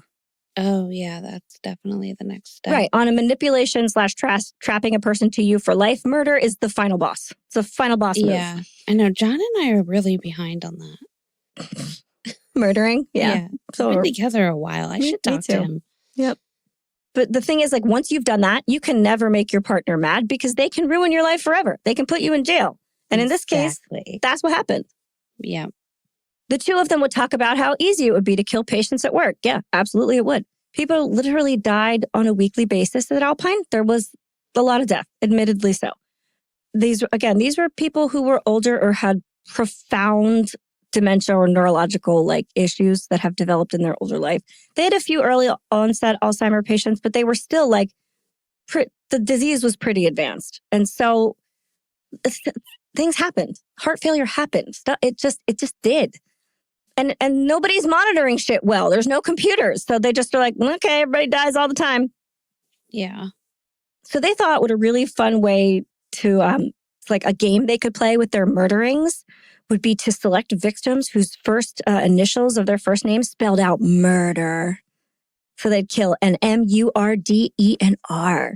Oh, wow. And they would be so famous for their like crazy killing. It would be awesome. That would be their like trademark, like the wet bandits. So in January of 1987, they selected their first victim for her M name. And her name was Marguerite Chambers, which is such a good name. That is a good name. I picture this like, when I hear that name, I'm like, that is a rich divorcee with diamonds. For sure. I don't know if she was or wasn't. But in January of 1987, they select Marguerite, who was 79 years old and suffering from advanced Alzheimer's disease. She was living out her final years in a quiet, sunlit room at Alpine Manor. She had few visitors and rarely spoke. Her world narrowed to the comfort of routine. According to Cathy Wood, she was the first chosen because she couldn't cry out. There was nothing she could really do. Allegedly, Cathy and Gwen scheduled their shifts together that day because the other thing they did to be together all the time was to work extra hours. So that's another reason why they probably didn't get fired, because they were working overtime. Right. Sometimes they weren't there, and when they were there, they would work for long-ass times. Anyway, Cathy was apparently assigned to care for Marguerite that day, and she signaled for Gwen to go with her to her room. And then, this is critical, one of them watched from the doorway while the other took a washcloth and covered Marguerite's nose and mouth, smothering her until she was dead. Oh, wow. Yeah. That's a very personal way to kill somebody. Yes, We have discussed this in the past. This is not someone who's probably thrashing or doing anything. They're just kind of there. Now, Cathy will say that she was always the lookout and Gwen always did the killing. Gwen will say it was the reverse. There is no way to tell. Either way, they were both involved, right? Yeah. And I fully believe that Cathy was kind of puppet mastering this situation. After she was dead, they posed her back neatly in her bed as though she were sleeping. And then they left and had sex in a closet while they waited for her body to be discovered. Okay. Yeah. The staff, when they discovered her, simply assumed that Marguerite went into heart failure or had some like critical medical event. Since as smotherings go, this was relatively gentle. I don't want to say gentle because it's a hard way to go out, but like not physically damaging to the body in a way you can see, right? Yeah. And the victim was too weak to fight. I mean, like she just kind of like let it happen, you know? So you're not like bruising people. There's no defensive wounds. Her body wasn't beat up. And when this is something people don't realize often enough. When a person dies in a way that no one around them deems suspicious, they don't get an autopsy. Mm-hmm. They don't get an autopsy. And nursing home deaths rarely result in medical examiner involvement at that point in time. They probably do more now. It definitely happens, but like not a thing they did a lot. Marguerite's death was logged as natural and unremarkable. She was buried without fanfare until investigators exhumed her body a year later. So Marguerite does get a little bit of justice. But at the time, they were like, oh, that's unfortunate. Notify the family. She's dead. High off quite literally getting away with murder, the two eagerly began to plan their next killing. Huzzah. Time for a U. They have an M. Now it's time for you. But as any sane person would realize immediately, U names are really hard to come by. Sure. Do you know any U names? Can you name any? Alna. like the... Yeah. Okay. The only one I can find in my brain is Ursula. Ursula, okay. Umber, but that's not a really popular name then. I don't know. Or now. Yeah, like nothing. Nothing. They're so uncommon. They're so uncommon. Is there an Una? Yeah, could be. That could be, but that's usually spelled Oona. Oona, yeah. Or Nagh if you're and Eunice Irish. Is with an E. Yep, Eunice is with an E. Eugene is with an E. None of them start with the U. So, Uncle? If you really wanted to get like technical with it, I guess, if you could say, well, that was somebody's uncle, but they didn't. They're not that good. Uncle Mark? No. So needless to say, had they taken one cursory look at the list of patients, that would have told them there was no U or R or D. For that matter, there's no way they could have played this game. They could have killed people with the first initials. It wasn't possible whatsoever. Wow. That was the dumbest shit I've ever heard. You made a plan? Did you plan your plan? Because I feel like you didn't. No. No, not at all. That was an idea, not a plan. It would have been nice if it just ended there. Wouldn't it, though? It definitely didn't. They figured they could keep playing what they called the game. They called it a game without the spelling thing. What they would do, they had a way of like secret coding it anyway. They began counting each murder as a day, using the phrase, I will love you forever in a day. Oh. So at first at work, they'd say, I will love you forever in a day. And then I will love you forever in 2 days. I will love you forever in 3 days. And so on and so forth. And their colleagues were just like, okay, can you just stop with the fucking I will love you? I don't care how many days. So during this time, they also wrote love letters back and forth to each other constantly and poetry incessantly. And Cathy kept a very detailed journal. And the murders continued. The second was a woman named Edith Cook, and this was still in January of 1987. Edith Cook had once been a lively teacher by trade before showing dementia, which slowly unraveled her connection to the world. She was confined to a bed with minimal family contact. Cathy later recounted how she and Gwen repeated their process exactly the same as the first one. Edith was smothered, one was a lookout, the other carried out the action, however you want to believe it. Her death, too, didn't raise any alarms. She was buried in a modest plot and therefore later able to be exhumed. But at that point, they were just like, oh, I guess that's another one. Sorry. The third was Mae Mason, which hers happened, it says, in late January, although I do think it could have been later than that.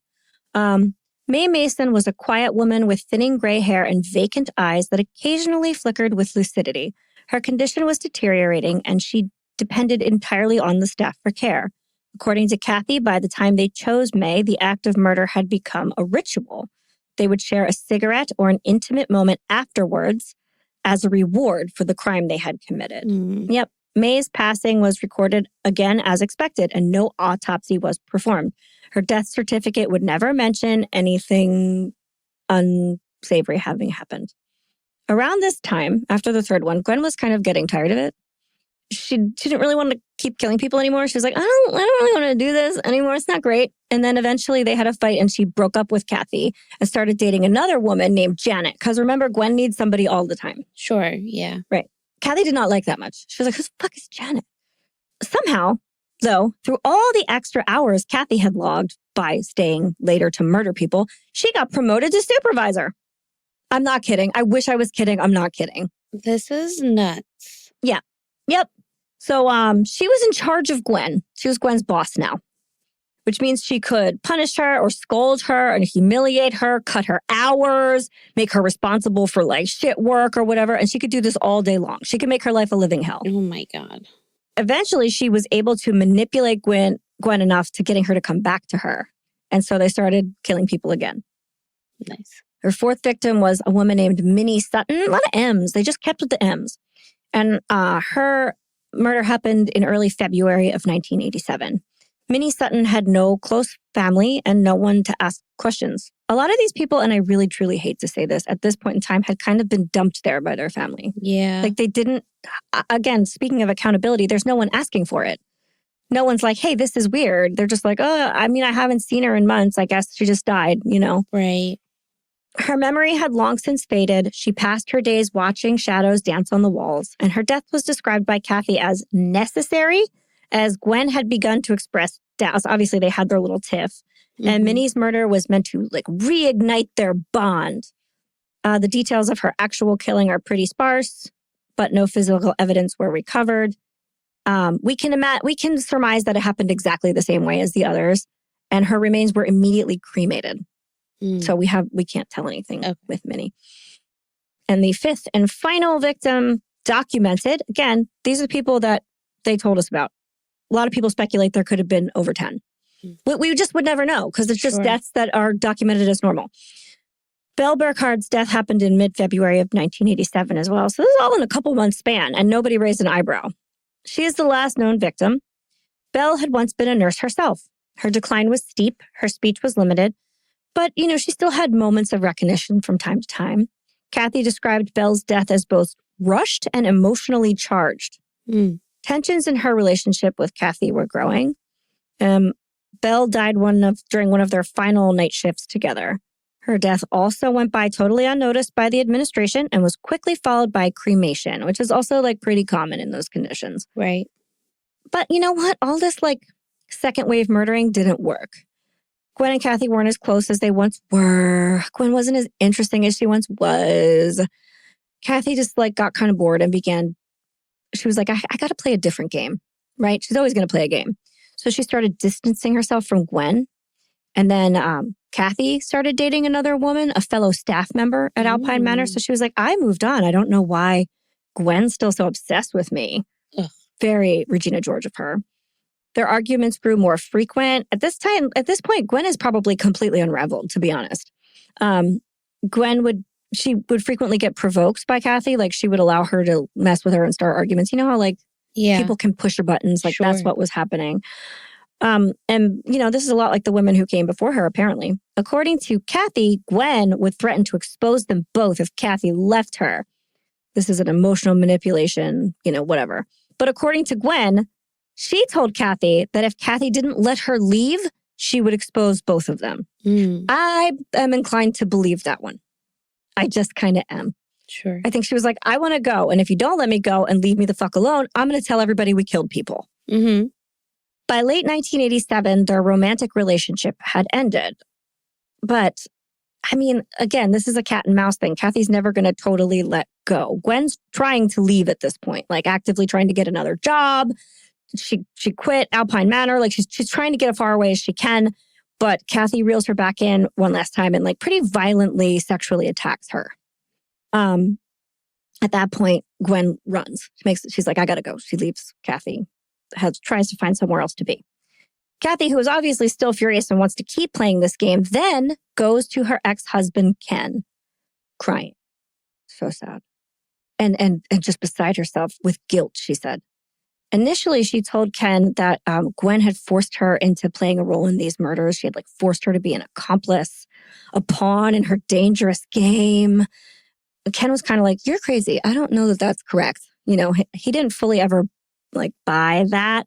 Okay. But she was Cathy said she was so unhinged and she didn't want Ken to tell anyone. So Ken let her stay in his house for a little bit of time without telling the police right away. Some people think that this means Ken is kind of complicit, or I don't think it is. I think Ken knew that this was a very dangerous person, that he had to be pretty calculated about how he ended up turning them in. And he was right. He definitely did. Yeah. And also he's probably just what is she saying? Yeah, for sure. It could be anything, but she had the journals and the letters that Ken saw, and he was like, okay, well, shit's going down, but I really don't know. Mm-hmm. Over time, though, Cathy's story definitely evolved.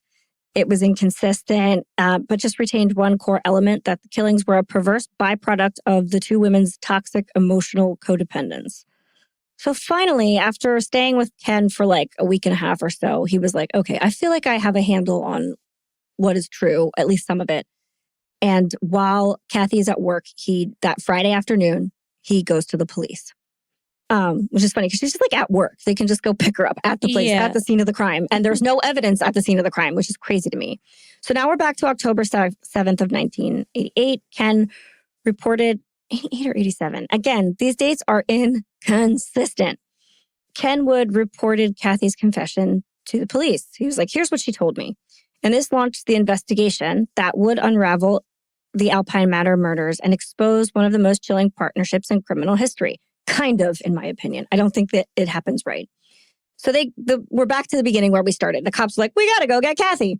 So they get her and they bring her in, and she says that Gwen did all of the physical murderings. Sure. And she was just a lookout. She described every killing in detail of exactly what happened. She said it was a twisted form of bonding between the two of them. Each murder was followed by a sexual encounter meant to reinforce their secret commitment. Cathy's confession was really graphic and really specific. It included names, times, and details that investigators were able to partially corroborate through facility records.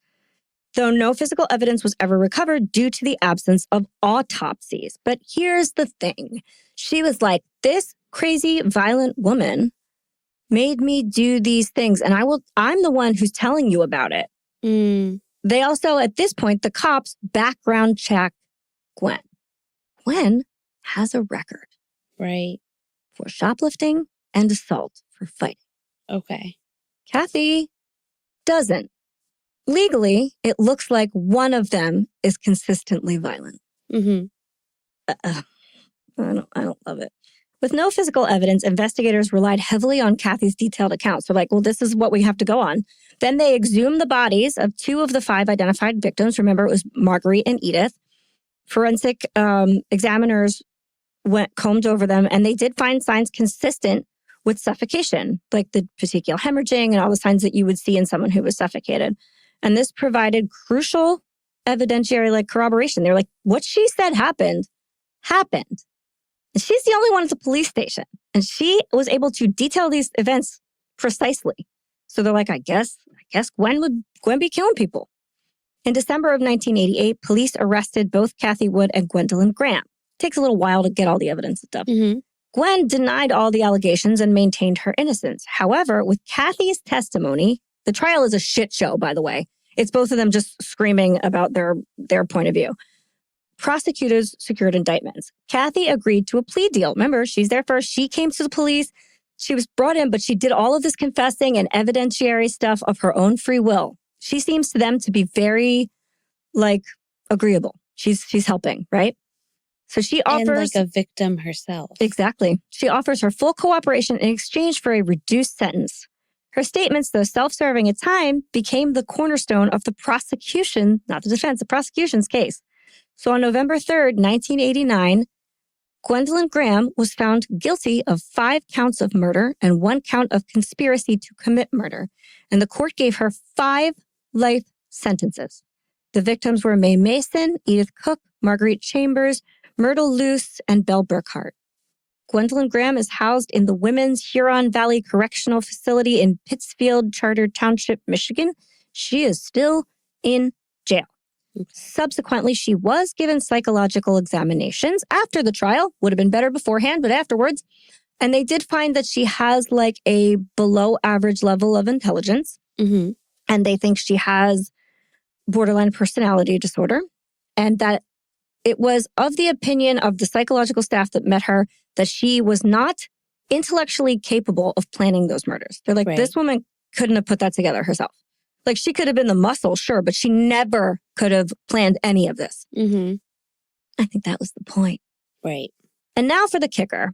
Cathy Wood was charged with 1 count of second-degree murder and 1 count of conspiracy to commit second-degree murder. She was sentenced to 20 years on each count and has been eligible for parole since May 2nd, 2005. Cathy was incarcerated in the minimum security Federal Correctional Institute in Tallahassee, Florida, and was released on January 16th, 2020. You can't even blame COVID. And she is expected to still be living with relatives in South Carolina. Holly, why are we doing this episode?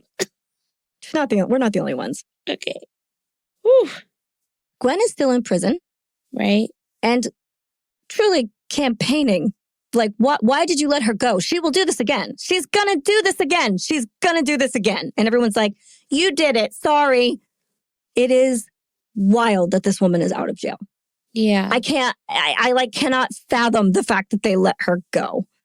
It's the same. Her level of like commitment to these acts is really akin to like a Charles Manson situation. Yeah. Manson wasn't actively killing people. He just orchestrated all of it. But people could see that he belonged in jail.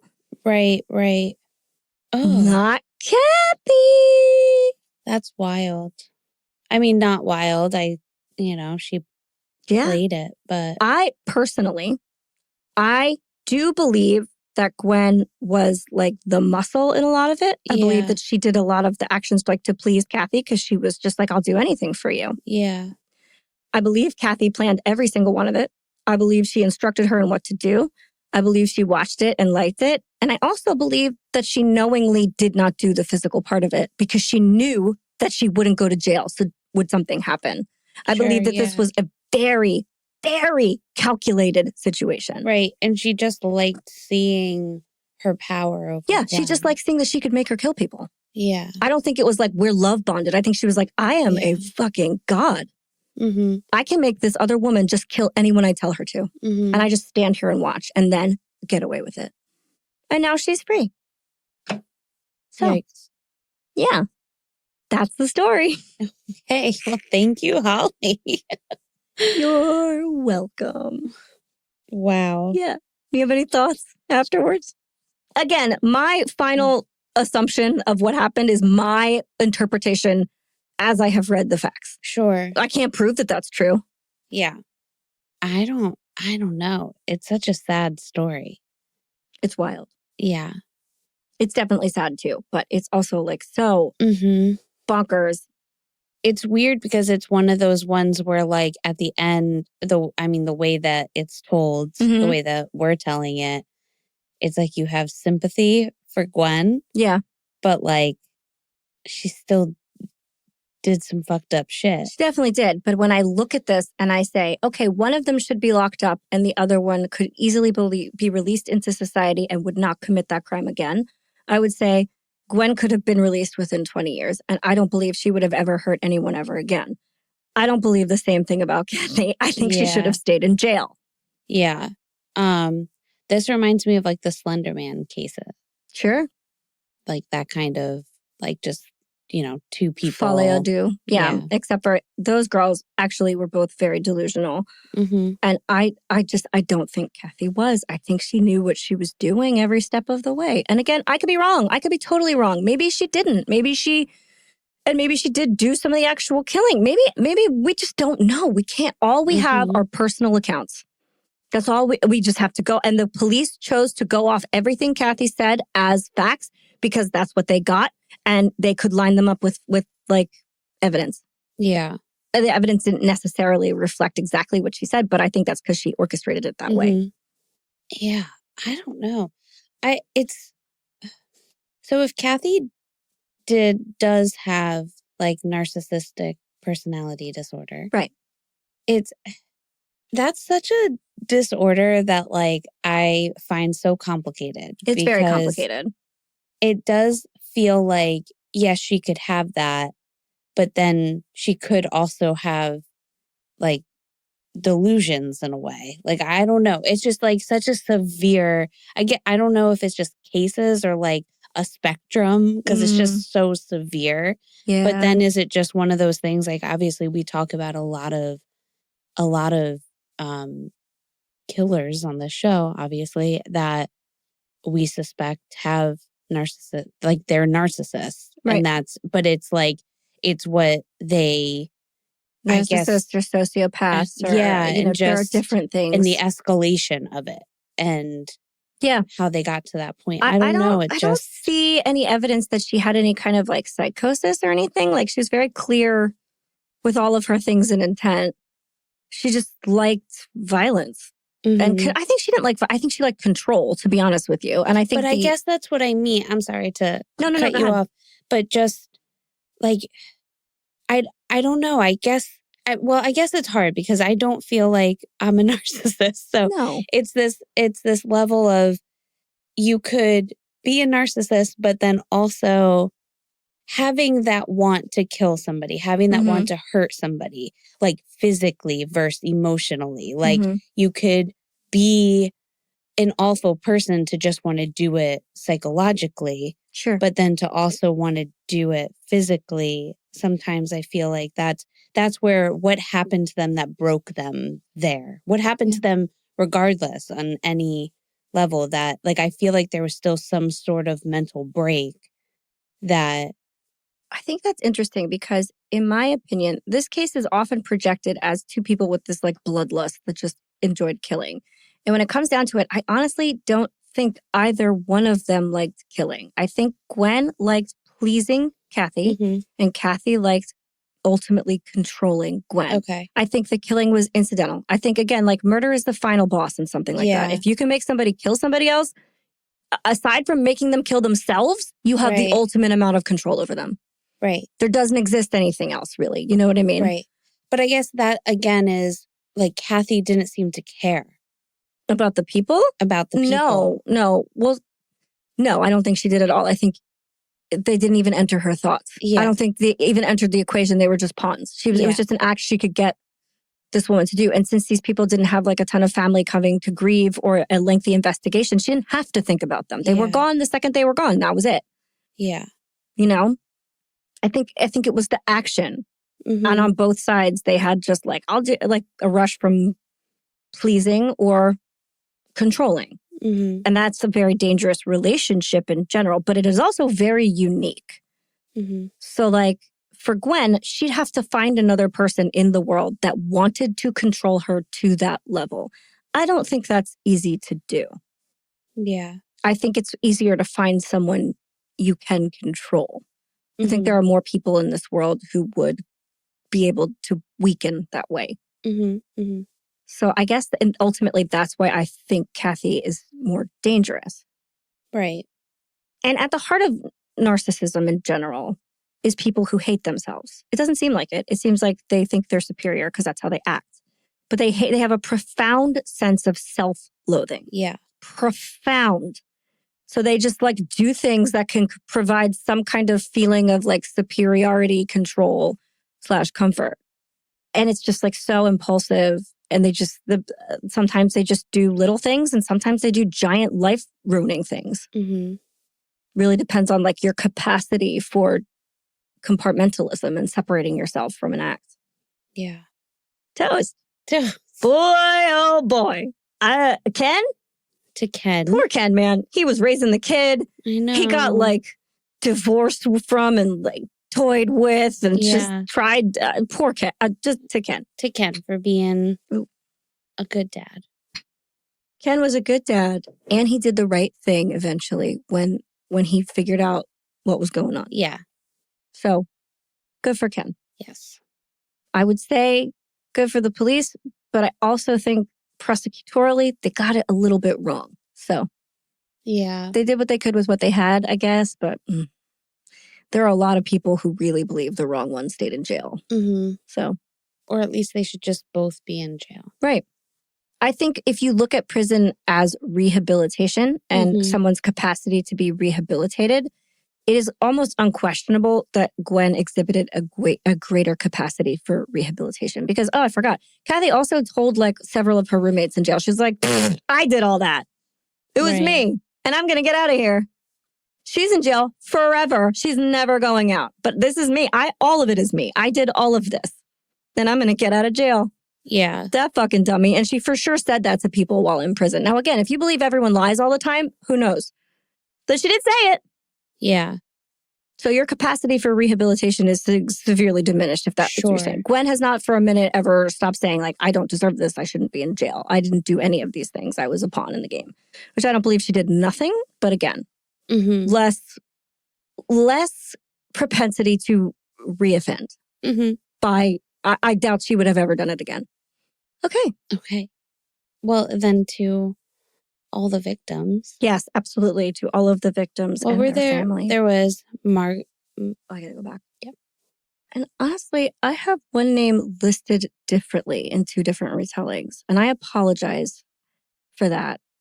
Let me see something. I'm sorry there was an inconsistency. I have mentioned that the reporting is not always consistent. So their victims were Mae Mason, Edith Cook, Marguerite Chambers, Myrtle Luce, and Belle Burkhart. So to all of them, we are so sorry. And if we were driving motorcycles all over the town without our prescription glasses, we would be dead.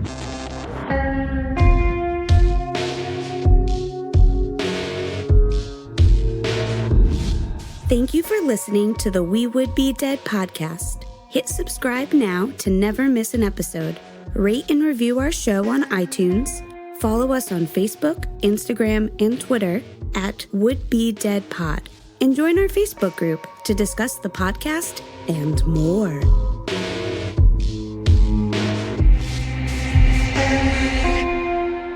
Do you like dog teeth?